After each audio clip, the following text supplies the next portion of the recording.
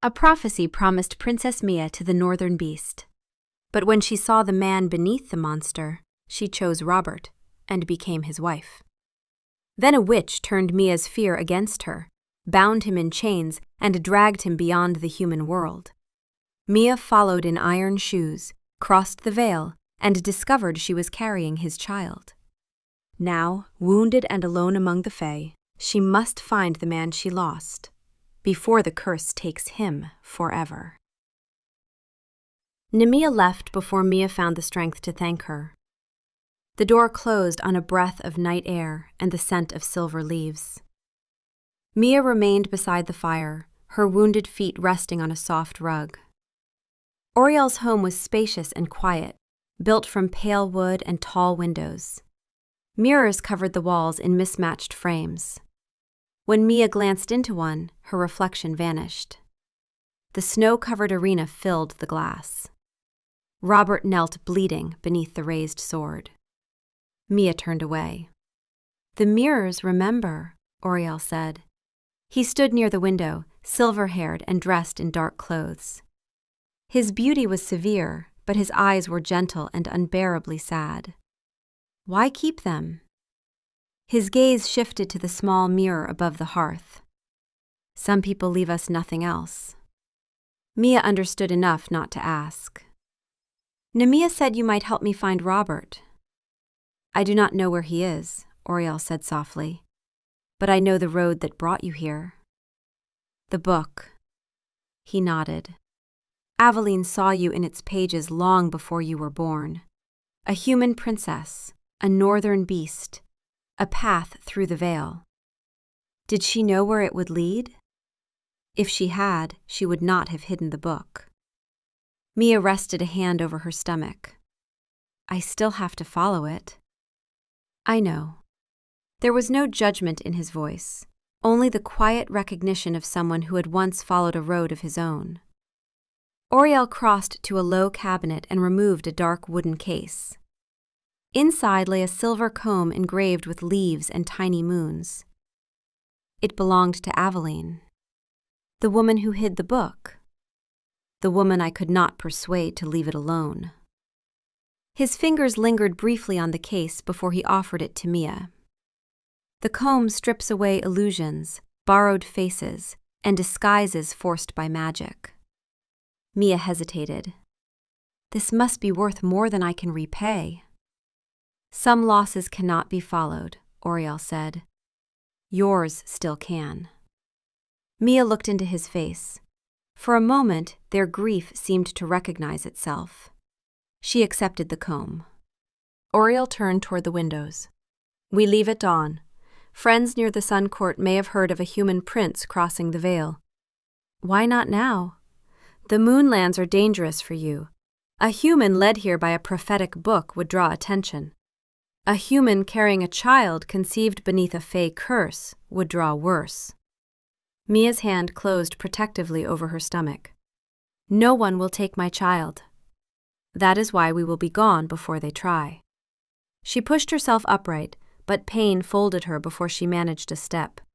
Oriel caught her gently. "I cannot wait." "I am not asking you to wait," he said. "I am asking you to survive the night." Mia tightened her grip around Aveline's comb. "Dawn, then." Oriel helped her back toward the fire. "Dawn."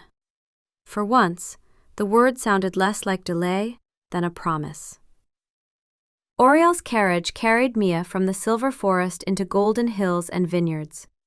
Far from the Sun Court towers stood a pale stone house wrapped in flowering vines. Every door stood open. Solène and Tavrin waited on the steps. Both had dark skin and finely pointed ears. Solène's black curls framed warm amber eyes. Tavrin was tall, with pale gold eyes and his hair tied back. "Oriel asked us to help," Solène said. "Then take me to the Sun Court." Mia stepped from the carriage. Pain tore through her feet. Tavrin caught her before she fell. "You will go nowhere like this," he said. Inside, he scattered yellow leaves into a basin and drew sunlight through the water. When Mia lowered her feet into it, the pain vanished so quickly that she closed her eyes. Will they heal? If you let them rest. Send word today. His name is Robert, a human prince taken under a curse. We already have, Solène said. Not only the northern beast. We asked for Robert. Only then did Mia allow them to take her upstairs. Her bag remained packed beside the bed. No news came. On the second day, she tried to walk and reopened the wounds. On the third, she stayed in bed, furious with the body that had carried her through the veil only to stop here. Solène brought food and changed her bandages. She never urged Mia to be patient.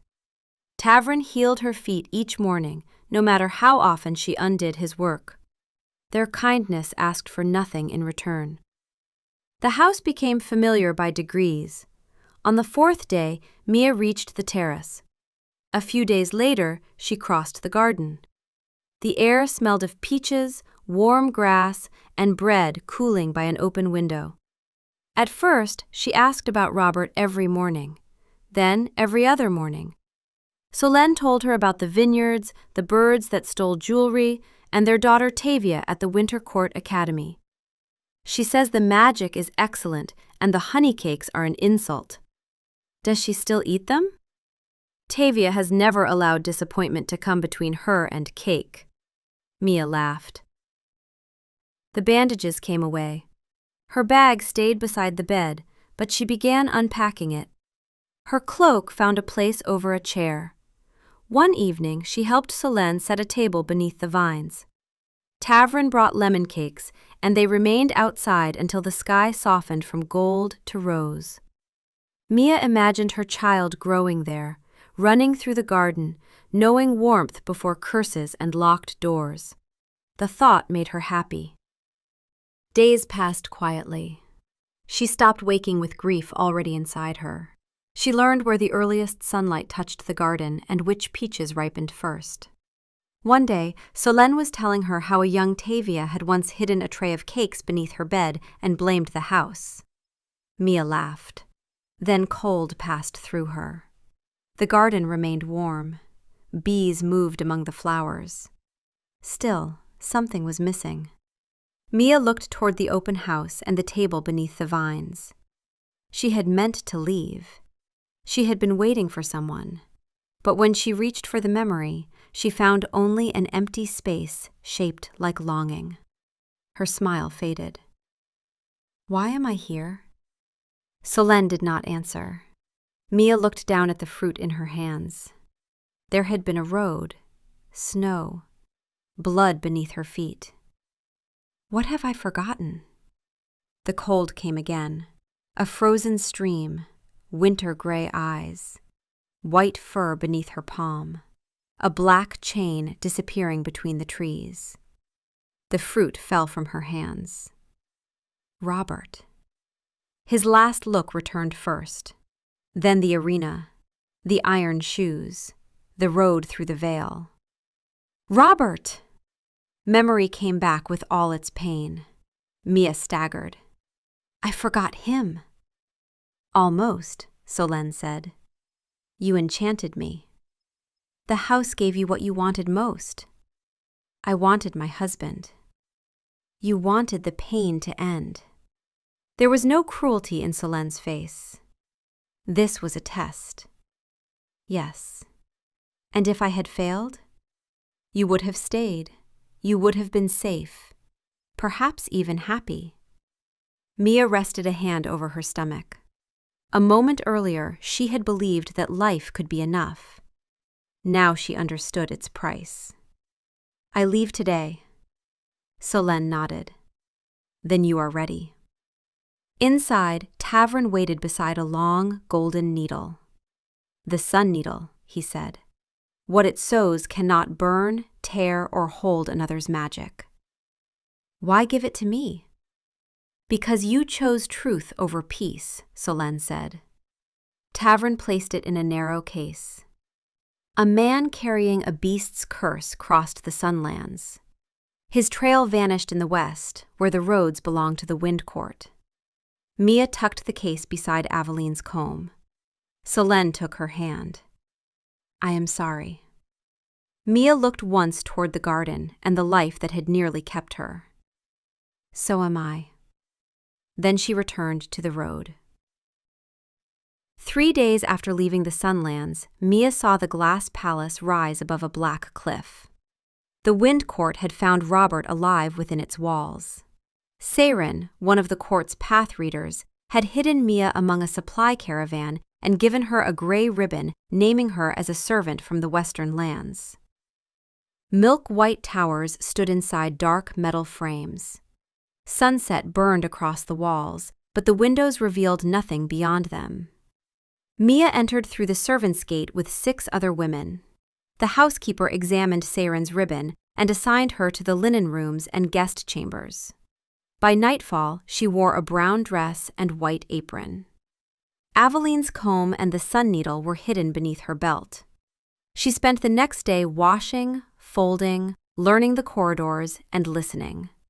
The servants said Vera was an ancient fae born in the Wind Court, though she had left it centuries ago and made the glass palace her home. She had once loved a human prince who chose his world over hers. After his death, she began searching for him in other men. Never one so like him, a maid whispered over a stack of sheets. She offered him eternity, another said. He refused her. So she made him a beast. Mia kept folding. Later, 2 servants lowered their voices as she passed. He fought her when she brought him here. Not after she put him to sleep.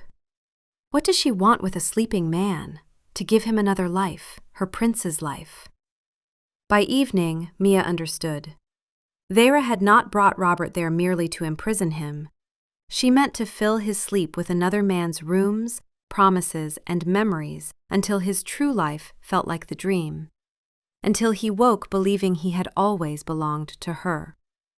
If Vera needed sleep and borrowed memories to change him, some part of Robert was still resisting. Mia pressed one hand over the hidden comb. She had to reach it. The palace was beautiful in the way ice was beautiful. Light shone through pale glass floors. Doors opened beneath clear plates that glowed at a touch. Servants lowered their voices when guards passed, and no one looked toward the western wing for long. Near sunset on the second day, Mia carried fresh sheets there. A lone guard stood before the final door. He looked young, as all fae did, but his iron-gray eyes did not. He opened the door only far enough to take the linen. Through the narrow gap, Mia saw a glass canopy and a man lying beneath it. Dark hair, a pale, sleeping face. One hand resting open beside him. Robert. The guard shut the door. What did you call him? Mia forced her eyes away from the glass. Nothing. You said a name. I thought I recognized him. No one knows the sleeper. How long has he been there? Since the lady brought him. Does he ever wake? Not anymore.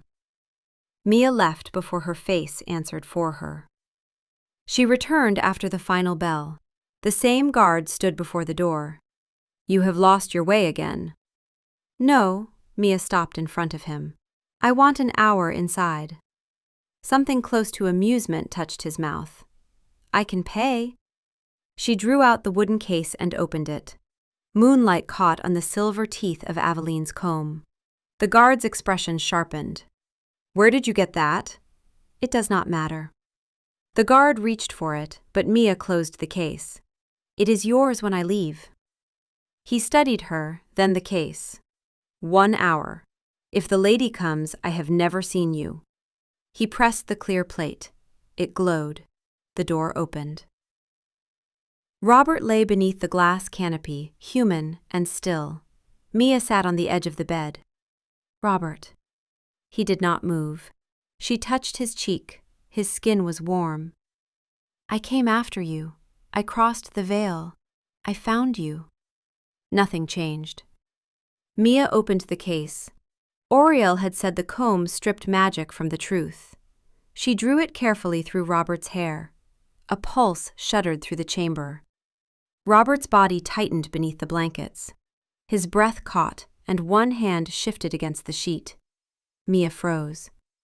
Robert? His eyes remained closed. She passed the comb through his hair once more. Another tremor moved through him, fainter than the first. Mia set the comb aside and took his hand. She spoke of the frozen stream, the nameless nights, the arena, and the moment he had lowered his white head into her palm. The door opened while she was speaking. "Your hour is finished," the guard said. Mia placed the comb in its case and handed it to him without looking away from Robert. He examined it, satisfied. "Tomorrow," she said. His gaze cooled. "You own nothing else worth opening this door." Mia touched the second case beneath her belt. "We will see." The next evening she showed him the sun needle. Golden warmth spilled across his fingers as soon as the case opened. "How does a human servant come by treasures like these?" "How long will you give me?" 1 hour. This is worth more than the comb." "But you are more desperate than yesterday." 1 hour, Mia said. "Open the door." He did. Inside, Robert looked exactly as she had left him. Mia sat beside him and took his hand. "I came back." His fingers lay motionless in hers. She searched the bed for anything the comb might have exposed. In the moonlight, thin black stitches revealed themselves along the edge of the pillow. They continued through the sheet and climbed the pale curtains of the canopy. The sleep had been sewn around him. Mia drew the sun needle through the seam of the pillow. A line of gold followed its point. The black stitches recoiled and vanished. She worked quickly across the sheet and curtains. Wherever the needle passed, the dark thread faded and the fabric released a breath of cold. Robert inhaled sharply. "Robert?" His fingers twitched against hers. Mia bent close. "I stood between you and the sword. I chose you while everyone else waited for you to die." A faint crease formed between his brows. "My name is Mia." His lips moved. No sound came, but his hand closed weakly around hers. Tears blurred her sight. "You can hear me." When the guard returned, Robert had gone still again. Mia left the room and placed the needle in his hand. "Tomorrow I will go back." The guard looked at her empty hands. "What will you pay with?" Mia had no answer. On the third evening, Mia brought human coins. The guard did not even look at them. "You have nothing left." "Name the price." His gaze settled on the fine silver chain around her neck. A small pendant, shaped like a branching tree, rested against her skin. "That." Mia covered it with her hand. "There is no magic in it." "No," he said. "Only love in the metal. Grief as well." The necklace had belonged to her mother. After her death, Mia's father had fastened it around his daughter's neck. "Choose something else." "You have already given me everything else." Mia remembered her mother in fragments. Warm fingers, flowers in dark hair, a voice above her bed. The necklace seemed to hold those fragments together. Slowly, she unfastened the chain. "The entire night, until first light. And the door remains unlocked." The guard hesitated. "If he wakes, I will not be here when Vera feels the spell break." "Then leave before she does." He took the necklace. For a moment, his indifference failed. Then he opened the door and disappeared along the corridor. The golden stitches still glimmered faintly around Robert's bed. Mia closed the door behind her. For the first time, no one waited outside to call her away. She had until dawn. Robert lay as she had left him. His peaceful face was another wall around him. She sat beside him and took his hand. "I do not know what she has shown you," she said. "I do not know whose life she has placed inside your dreams." His fingers remained loose in hers. "But I know yours." She told him about the frozen stream, the first night he had come without a name, and the way he watched the castle windows while pretending not to care whether she appeared. She reminded him of the arena, the sword, and his white head lowering into her palm. "You were afraid," she whispered. "I was too." His breathing altered, so slightly she might have imagined it. Mia leaned closer. I failed you at the gate. I thought holding on to you was the same as saving you. Her eyes stung. I listened to her because I was frightened of losing you. That fear became the thing that delivered you into her hands. A thin line appeared between his brows. Mia held his hand between both of hers. But I followed you. I crossed the veil. I walked until the iron cut through my feet.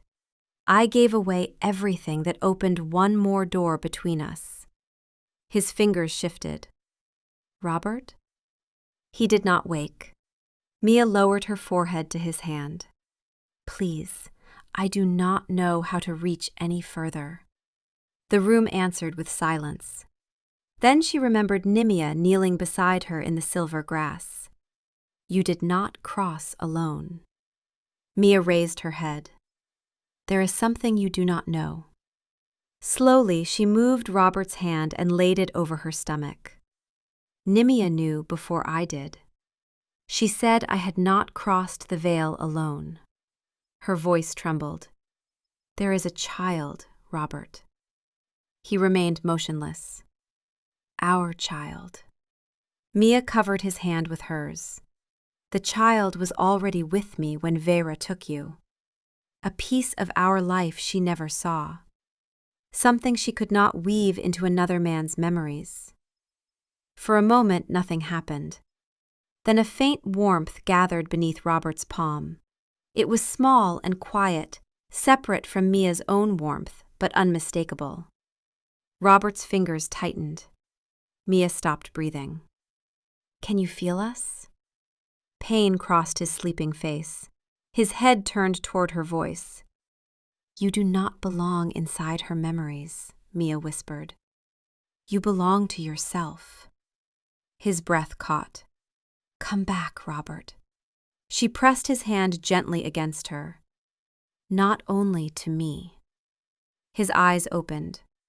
For one heartbeat, he stared at the glass above him, as though he had awakened beneath a sky he did not recognize. Then he turned his head. Recognition came before he spoke. Mia. She began to cry. Robert lifted his free hand and touched her cheek. You came. I told you I would find you.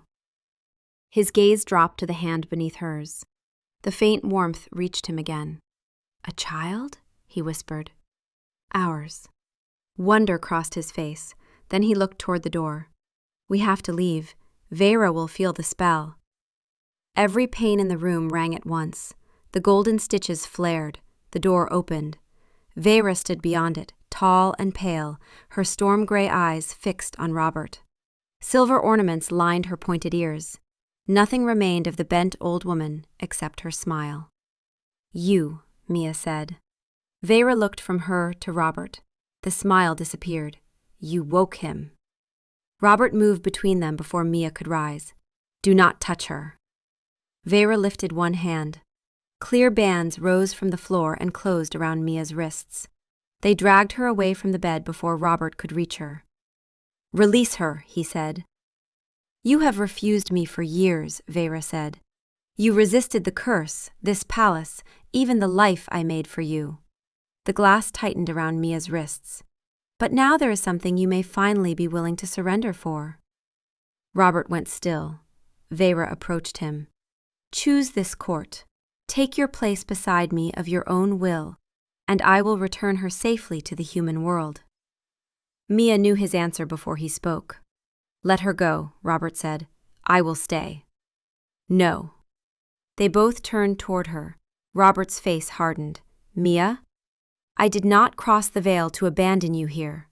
If I refuse, she will kill you. And if you accept, she will use me to keep you forever. I cannot watch you die. Mia pulled against the glass around her wrists. The silver thread worked because I was terrified of losing you. My fear became the chain that delivered you to her. Mia, please. I will not become that chain again. Something shifted in Vera's face. You would waste your life for him? No, Mia said. You are the one threatening it because a man refused to love you. The glass bands drew tighter. Vera turned back to Robert. I offered you eternity. I offered you a kingdom untouched by age, and still you choose this brief human life. I choose my own life. With her? With everything you tried to take from me. Rage emptied Veyra's face. Then let your human wife look upon what she chose. She raised both hands. A black chain burst from the floor and locked around Robert's throat. He dropped to his knees, his body twisted. White fur spread over his skin, his hands struck the glass as paws, and his cry deepened into a roar. The northern beast rose between them. The creature Mia had faced in the arena. The creature torn from her at the castle gate. The black chain ran from his throat into Veyra's hand. She pointed at Mia. Kill her. The beast lurched forward. Mia's breath stopped. Robert's claws scraped across the glass as the chain dragged him forward. His head twisted away, but his body took another step. Veyra pulled harder. Kill her. Mia stopped struggling against the bands. Robert. The beast looked at her. His growl trembled through the floor. He came closer, resisting every step. His breath stirred Mia's hair. One great paw lifted. Mia placed both bound hands over her stomach. Our child is here, she whispered. She is ordering you to kill your own child. The beast froze. The lifted paw trembled above her. For one terrible moment, the chain dragged him farther. Then the paw came down beside Mia. The glass fractured beneath his claws. Obey me, Veyra shouted. The chain tightened into the white fur at his throat. But something inside Robert had turned. The man in him loved Mia and their child. The beast recognized them as his own. For the first time, those two parts were not fighting. They were united against the command to destroy what every part of him demanded he protect. The curse pulled him toward Mia. His own nature held him back. The black lynx began to shake. Veyra dragged on the chain with both hands. Kill her! The command forced the curse against itself. Robert could not obey. The beast turned toward Veyra. For the first time, fear entered her face. No, she whispered. You belong to me. He roared. The chain cracked. Robert lunged. Veyra raised a hand, but whatever command she meant to speak came too late. He struck her to the floor and planted one massive paw beside her shoulder. Glass shattered beneath them. Veyra stared up at her creature. Her lips moved, but no order followed. The broken chain slipped from her hand. The bands around Mia's wrists dissolved. She crossed the room and laid one palm against Robert's white fur. He turned to her at once. Mia placed her other hand over her stomach and looked down at Veyra. You ordered him to kill his own child. Veyra's gaze fell to Mia's hand. Understanding came too late. You made him a beast, Mia said. You should have remembered what beasts protect. Veyra began to tremble. She had tried to turn the beast against his family and awakened the one instinct her magic could not command. She looked at Robert as though seeing him for the first time. There was no trace of the prince she had lost, no unfinished memory or borrowed promise. Only Robert, and he had refused her in every shape. Pale light entered through the fractured walls. Dawn. Mia had reached the end of the third night. She had seen the man and the beast and chosen them both. This time, when dawn arrived, she held no thread and reached for no chain. She had stayed. The last black links around Robert's throat broke apart. The white fur withdrew. His vast body folded inward, and he fell to his knees in the first sunlight. Human. The dark mark around his throat faded. Mia knelt beside him. Robert? He looked at his hands, then at the pieces of chain scattered across the floor. It is gone. Forever? He lifted his face into the dawn. Yes. Mia helped him stand. Veyra remained among the fractured reflections. She did not rise. She called no guards and closed no doors. Robert held out his hand. Mia took it. They left the room together. No alarm followed them through the palace. Servants moved aside as they passed. Guards waited for an order that never came. Behind them, Vera remained among the broken reflections. Mia had entered the palace alone, disguised as a servant and carrying 3 treasures. She left with empty hands. Robert was beside her. Outside, morning spread across the black cliffs. At the first hill, Robert stopped and rested his free hand over Mia's stomach. "We will find the road home." Mia covered his hand with hers. "Oriel will know the way." Robert looked toward the distant silver hills. "Then we go to him." Together they turned toward the moon court. Hand in hand, they began the journey home.